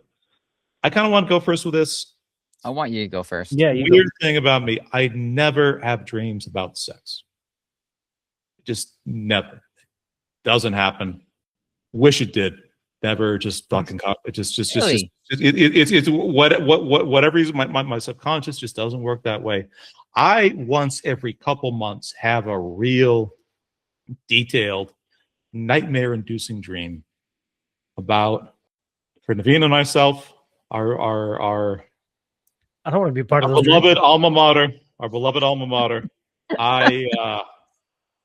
Was he wearing whitey tighties or boxers? I dream at Regional 7 that I fucked up something in my class schedule. I didn't remember going to something or where I was supposed to be fourth period. And then because of that, I'm not going to graduate high school. This is every couple months consistently since about 1998. So, whoa. So after graduating is when you started having these nightmares? Yeah. So when it was already locked down, like pretty much, and then it is followed me like the Bruce Lee demon ever since then. What does that say about you? Let's talk about this. I had a couple moments watching this movie like yesterday. Like, should I go to therapy? Kind of this. I kind of like trains. What's that say about me? You're messy. I love, again, how can you hate a movie that uses footage of a train sparking really brightly as a metaphor for ejaculation? So good. Why didn't they have the homeless guy? They spend way too much time focused on the homeless guy, just watching them. Because he was debating. He's like, do I do it? What? Do I do it? 51 against 49. And then he goes and helps him off. He's like, here, take your booze in a paper bag and get off the train. All right, join your buddies. Right. Get back on having some sex. He's like, no, I may regret this later, but I just love, I keep coming back to that scene, but I truly, out of the whole film, that was the scene that I loved the most, because not the homeless guy. That kind of irked me, but where he's about to be killed by this homeless guy. Yeah, but he's just like, proceed. Let's do this. And then I'm going to kill you. It's before cell phones, so I mean that's the only way you're going to be able to see some real action. But you had to go out into real space to kind of get your jollies. He rode that train every night for like 10 years. He's like the things these eyes have seen. Right, yeah. But he's like, finally, look at these two people that are thin and not covered in boils. He's also like, my dick is leather at this point. But I think they're going to fuck on that dirty bench. It has been stroked so much, it is down to leather. Naveen, let's talk dreams like a little bit. How about yourself? You know, I probably have those dreams, but I don't remember them. I've had plenty of sexual dreams and all that stuff. No plenty. Whoa. No, well, I had sex with like lots of girls. Sweet mercy be like. Oh, I did have sex with lots of girls, but just not in real life. I mean, unfortunately, that's, the loser in myself here. But yeah. There are tears to this thing, my friend. Yeah. Do you want to talk about it? Let's talk about it. I want to hear more about this. Yes. How are you? So you constantly have sex dreams, but have you ever had like an anxiety dream about not graduating regional? I don't recall ever having an anxiety dream like that. That's a no. Yeah. What? So it was. Get the hell out. What was your name? Plana.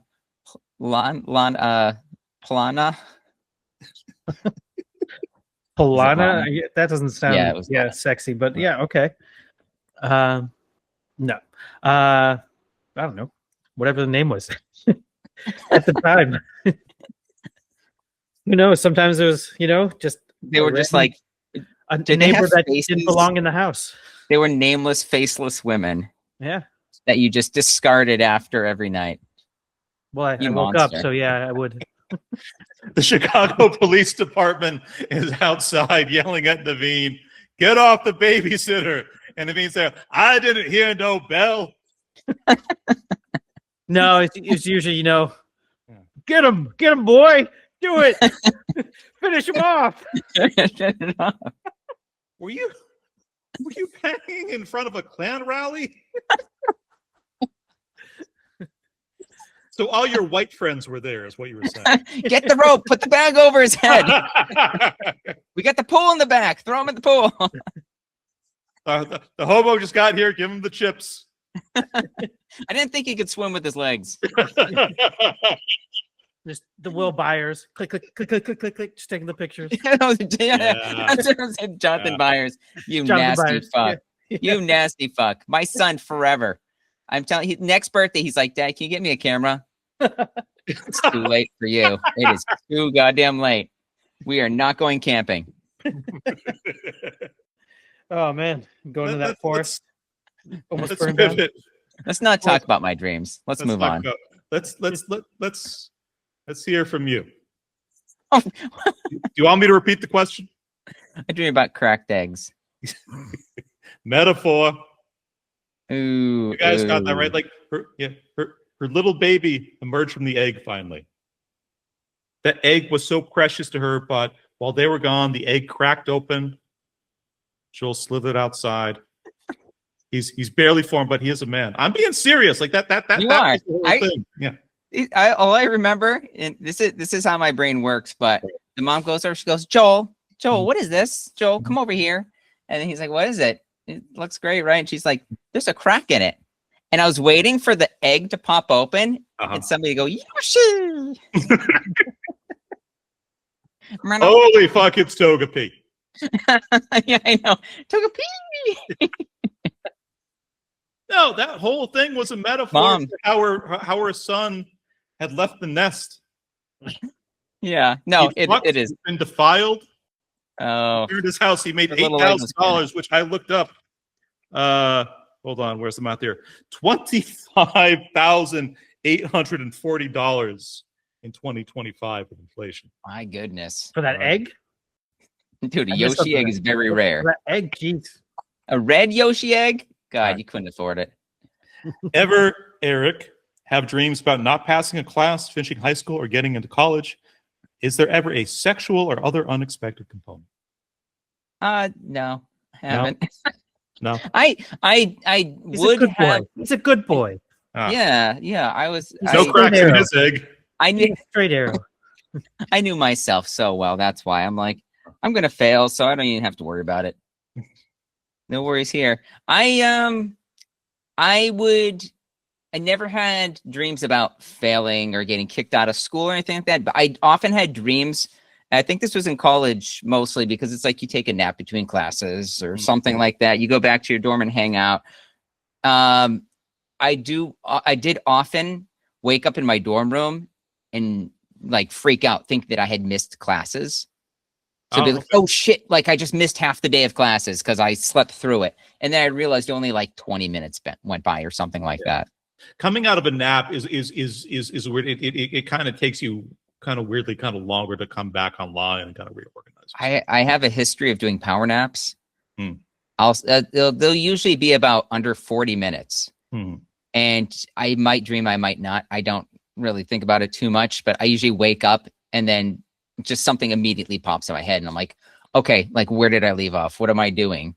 Oh, interesting. Okay. And then in college, it's just like there's constant shit being thrown at you where it's like either people stopping by, knocking at your door, like, hey, you want to go to get food or something like that. So it's so easy to stay up till 3 a.m. It's so easy to kind of reconcile like it's like never ending sleepover that you can't leave from. Yes.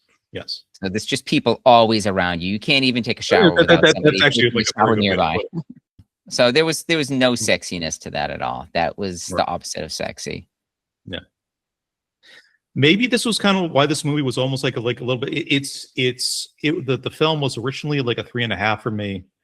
It was a 4 after I watched like the original ending. It's probably going to be like a 4.5 for me by the time like this conversation is done. Because just for me personally, like the dream things, it is so much. I'm like, not all of this is completely exact, but there is a lot. There was just throughout this movie, there was just a lot of myself that I kept repeatedly. I wrote down the dreams. Yeah. That was like I look at all my notes and it's just random things here or there, but I wrote down in explicit detail about the dreams because I'm like, we're gonna talk about this. Yeah. When you were a teenager, when was the longest your parents ever left you alone and anything interesting happened? My parents didn't trust me, so they never left me alone. There was always somebody to supervise. Good on them. That it? That was it. Yeah. Yeah. Nothing. All right. I think it was senior year, maybe about a week. Parents left my brother and I alone. Yeah, I mean, we didn't do much. We just still went to school. I think I took 1 day off because I was actually sick. Okay. But, you know. Call in to excuse yourself? No. Reader's not coming to school today. Maybe I did. I don't remember calling. But, yeah. And, I know, probably had friends over and things, but, you know, didn't do a big party or anything. I'm sure Johnny was there. Oh, yeah, like one yeah. Even when your parents were home, like your house growing up was such an awesome hang. It was so gigantic that there could have been other people in the house and you just had no sense of it, like just whatsoever. Yeah. Whoa. Yeah. Oh, it was great. Maybe not like the longest my parents like ever like left us alone, but like the one that sort of comes to mind is we had a there was a farmhand who worked where I kind of grew up for just years and years and years. He was named Uncle Paul. Now, he was not actually technically an uncle, but he wasn't completely unrelated. He was a ex-half-step brother-in-law, I think, to my mother. Okay. I want to say so. There was something tentative there. And people, when like Uncle Paul would kind of come out seasonally, when people would hear him referred to as Uncle Paul on the farm, they would actually ask him if he was related, and his explanation was always, well, before the divorce, I was an in-law to these families, but after the divorce, I'm an outlaw. Uncle Paul was kind of amazing. He was severely diabetic. What a prick! That is amazing. He was addicted to just the worst garbage food just any human being has ever eaten.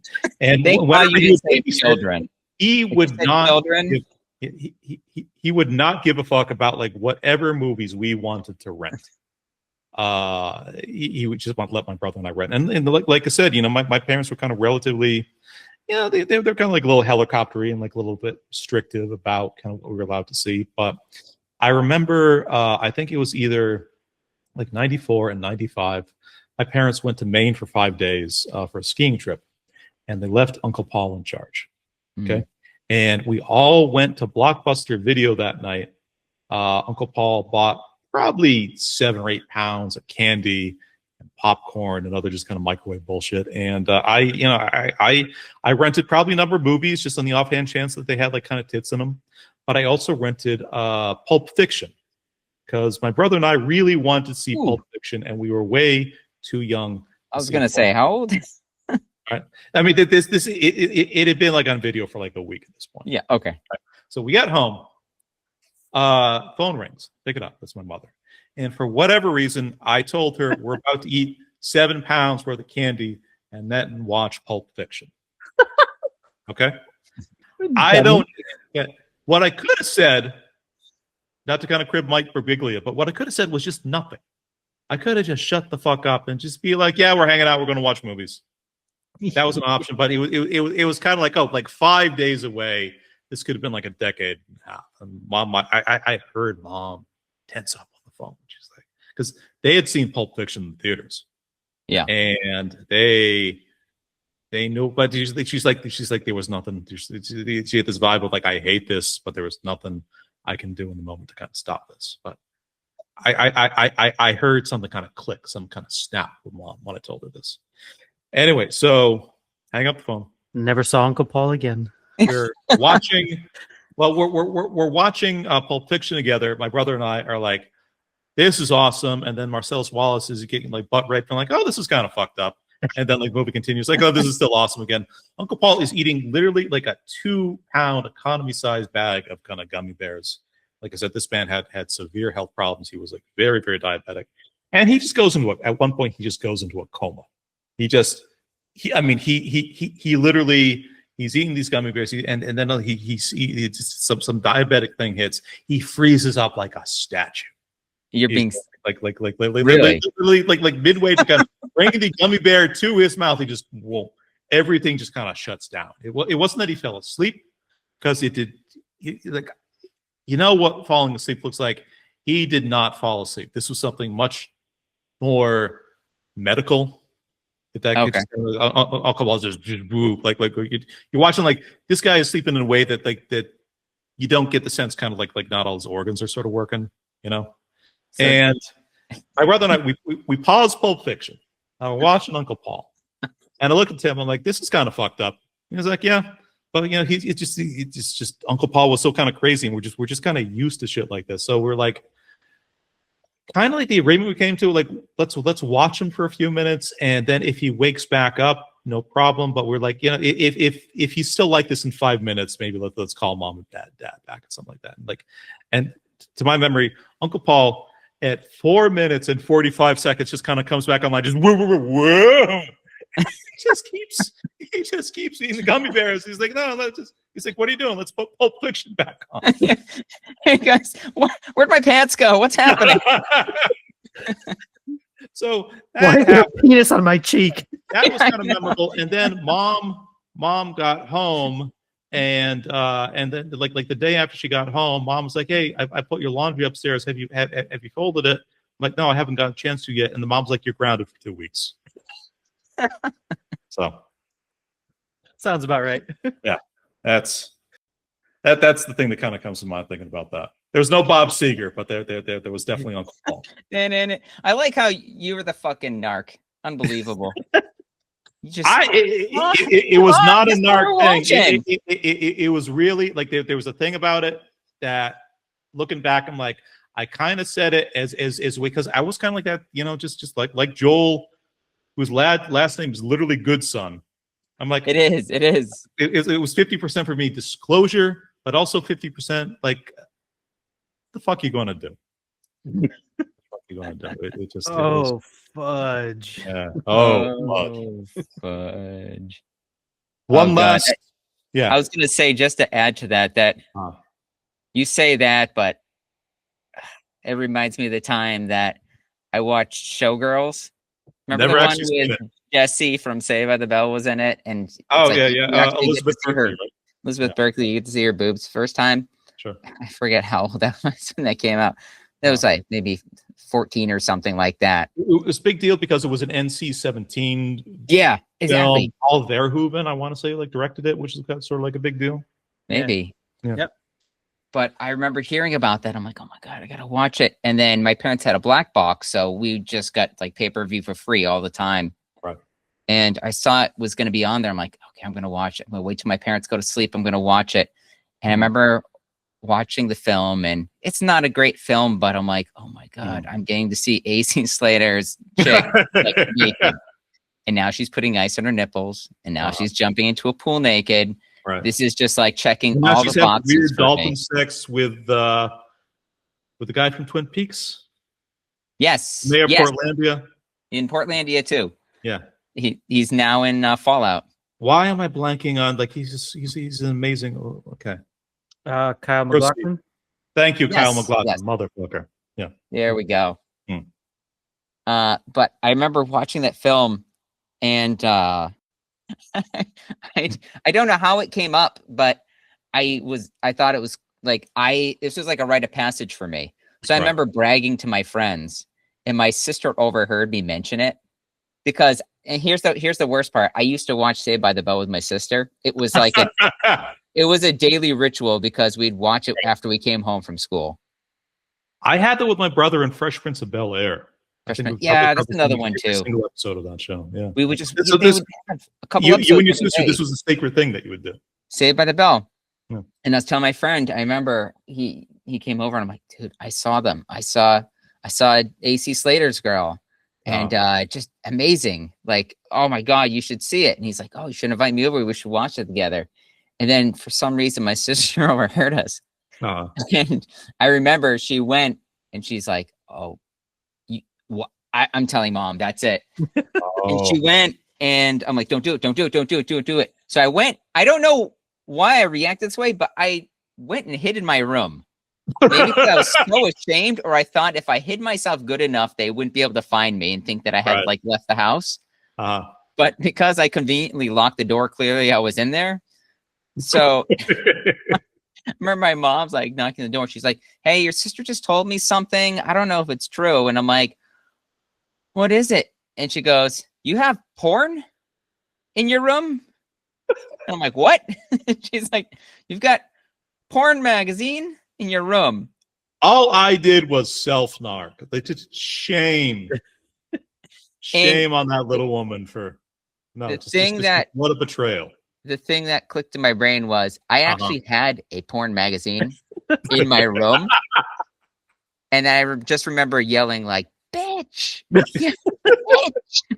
I'm sorry. Your sister, back in the day, she was the Lana of Little Sisters. I was like, how does she know I have the porn magazine? And Showgirls didn't even come up at all. I don't even know why or maybe she's like Showgirls, and then my mom thought it was porn. What? I don't know. But then I remember my mom saying, I want to see the porn magazine. And then I had to bring out the porn magazine. And then as I'm processing it afterwards, I'm like, wait, did she ever tell her if I watched Showgirls? And then how does she know I had the magazine? Or it was just coincidence? I have no idea. This is so similar to the first 20 minutes of Risky Business. My life was risky business. You locked your door, but then you looked outside. The entirety of the Worcester Police Department is out of your backyard. Look, Joel, the difference between me and you is father's yelling at you. I don't have to pay it to stroke. I have to pay for it. What did you guys make of that scene where Miles kind of comes out at the end and he's like, hey, just to let you know, I don't have to pay for sex. I don't need this. It's not necessary for me. Because it's a weird scene, and I had to kind of think about it like a little bit before I completely like put together what they were trying to do there. Like, any thoughts there? I mean, I didn't quite get it really. Like, either he's gay or he's somehow magically getting some being a nerd. But it didn't make sense to me. So I'm kind of confused as you are. Right. I thought, Papa, how about yourself? This is what I thought. I think that's when he gets called out on his shit and he comes clean with who he really is, because he's acting like he's me or something, where he's like, yeah, man. Yeah. I can imagine me in high school bragging about stuff that I'm not actually doing. Yeah, I had sex. Yeah, I'm so awesome. Oh, all these girls. Yeah, man. But in reality, when it comes down to it, and he's facing like a real woman who will sleep with him, he's just like, yeah, no, I'm not gonna pay for that. Like, that's gross. And then he realizes, like, you realize he's the straight edge friend that's just trying to brag. It's a lot of it's when I kind of like sat with that scene for like a minute and I thought about it, I'm like, that is a moment you either feel yourself or you see in other guys so many times when in your teens or even kind of early 20s, of like, whatever kind of game they talk, when they're kind of confronted with the reality of women, the reality of sex, it kind of shaves off that facade. And what you kind of get, what you're kind of left with is a weak, uninformed, principled, without kind of knowing what the principles are, but just heavily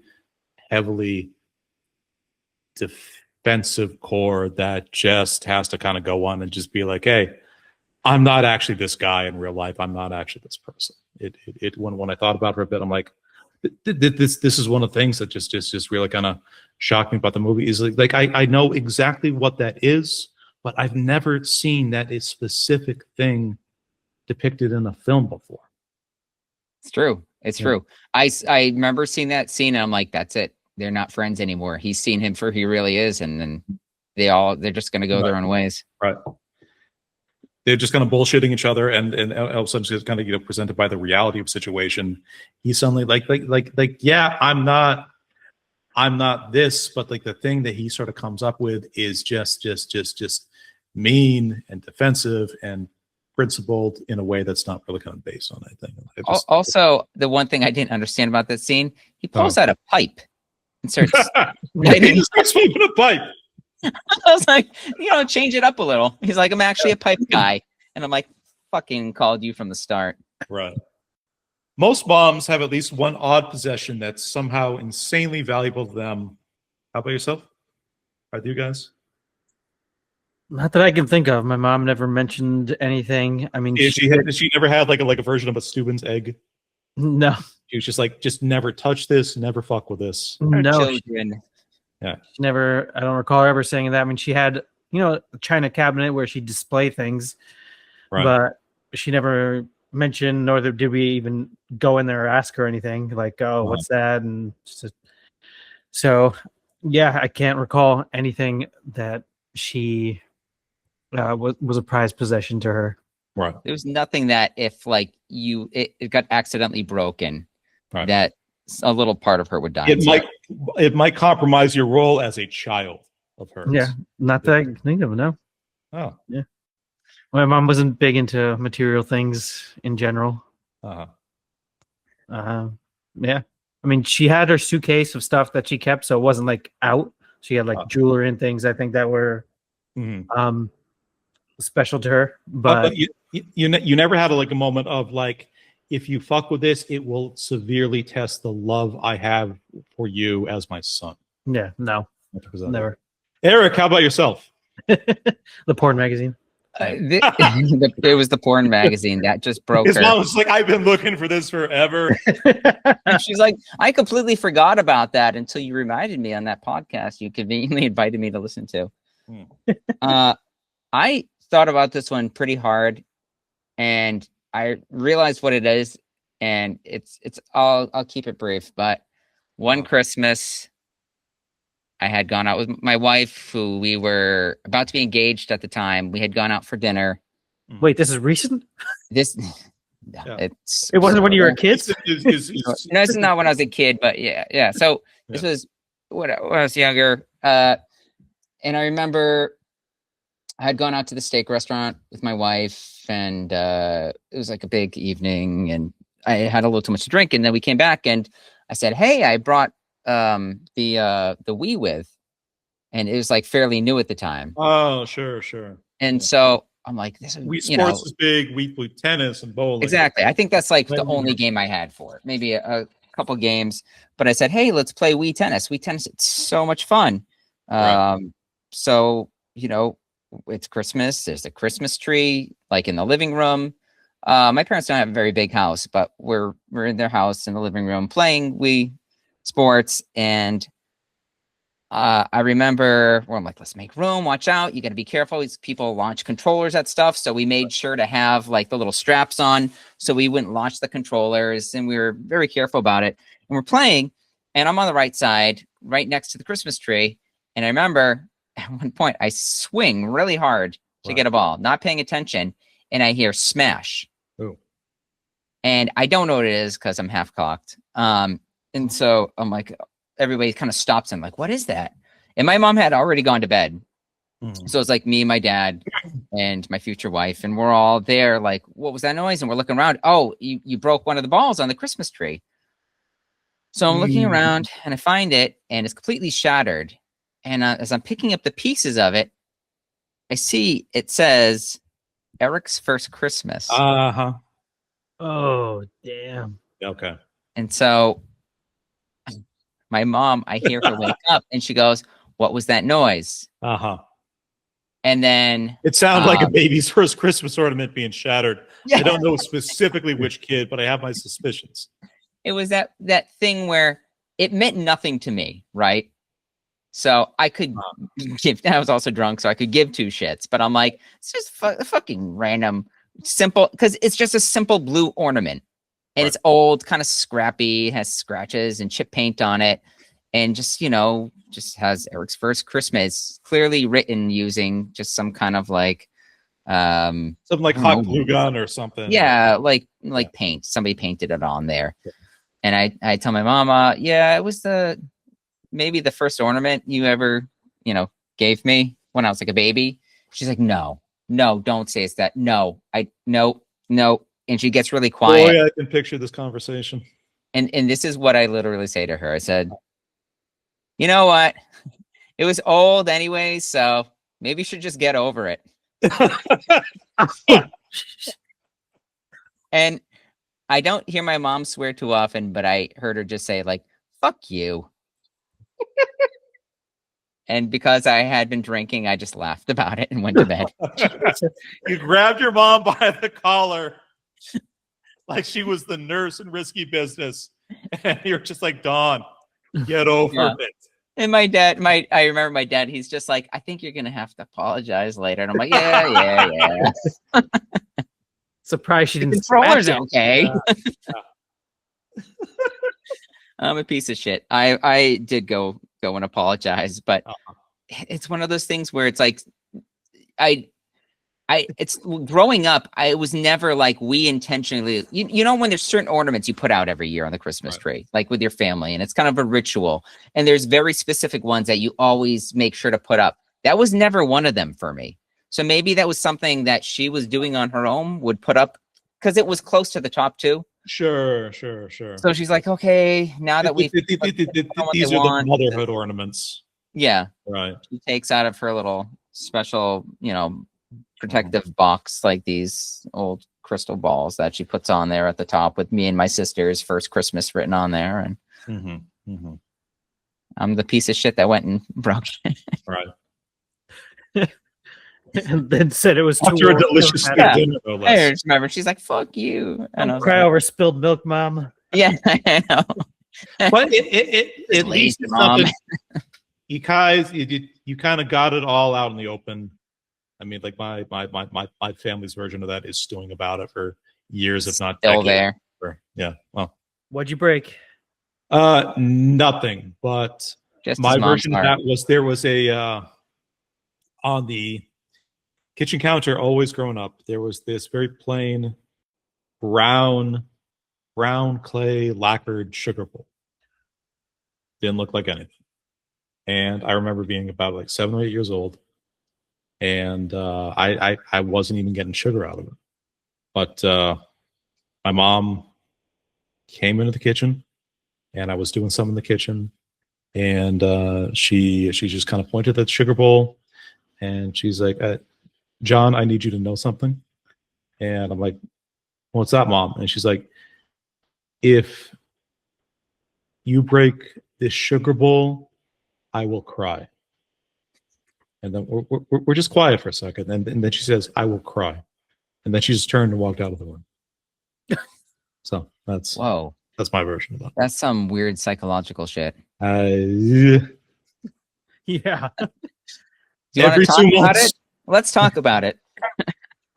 How much did she actually use that sugar bowl? She didn't really kind of like she never put sugar in like anything. Like she was very kind of pro health food kind of growing up. Did it contain like a human heart inside? That's was it a Horcrux? Like I'm Made out of a human heart. She's like, if you break this and 6 other pieces in the house, I will not identify them.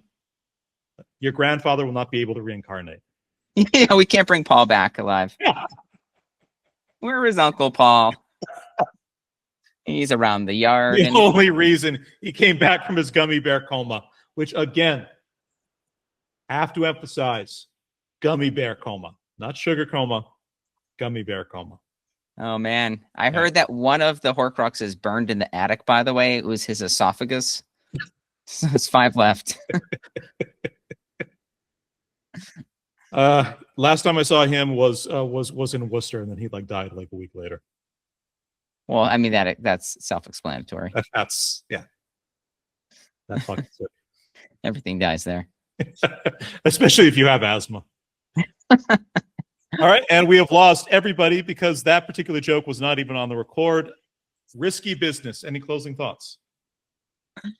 No closing thoughts for me. Man, I've got a trig meet term tomorrow, so and I'm being chased by Guido the Killer Pimp. All right.